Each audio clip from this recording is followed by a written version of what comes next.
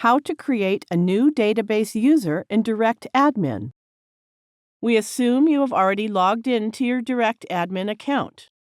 Now click this MySQL Management icon. In this MySQL Management interface, you can create new databases and manage existing ones. Here it shows the existing databases. Click the database whose new user you wish to create. We can see existing users of this database here. Now click Create New User. Let's assign a username and password to this new user. Enter username and password in the text input boxes provided. When ready, click Create. Now copy and save the username and password for this new user. The new user will require it to access this database.